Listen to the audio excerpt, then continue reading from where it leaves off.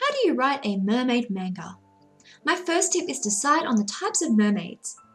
In particular series, there might be various types of mermaids that might be unique to the series that you're creating. For example, a stereotypical mermaid might be someone who might be beautiful and kind, a character who is half human and half fish. But in some stories, mermaids can actually be quite dangerous, so it's up to you to consider what types of mermaids that you will have for the story that you're telling. My second tip is develop a location worth exploring. It's important to consider the various locations in your story.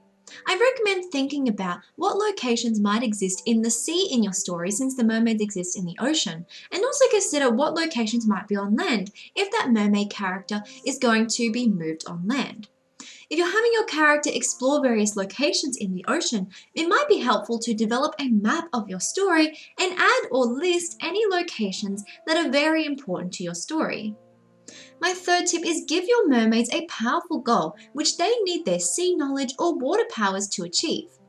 This is a really important aspect of creating a mermaid manga, comic, or light novel, and it can be very helpful to consider your mermaid characters' goals, but to also make sure that their powers and their sea knowledge all relates to them being a mermaid. Because this is the whole point of writing a mermaid story. It's important that their powers and their mermaid type really comes to play throughout the world of your book. And finally, my fourth tip is create a problem that might threaten the people they care about or the ocean itself. In many mermaid mangas, comics, or light novels, one of the main issues in the story is that there might be an event that's going to either affect the people they care about, which is typically other mermaids, or it might threaten the ocean itself. There are also many opportunities to talk about maybe pollution of the ocean or other issues that might affect the mermaid characters. And so it's really important to think about how in the grand scheme of your story you could create a goal or a problem that your characters must solve. So thank you so much for watching my video today everyone. I really hope you enjoyed it.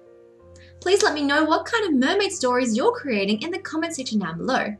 Again, thank you so much for watching. I hope you have an amazing day and I will see you in the next video. Bye!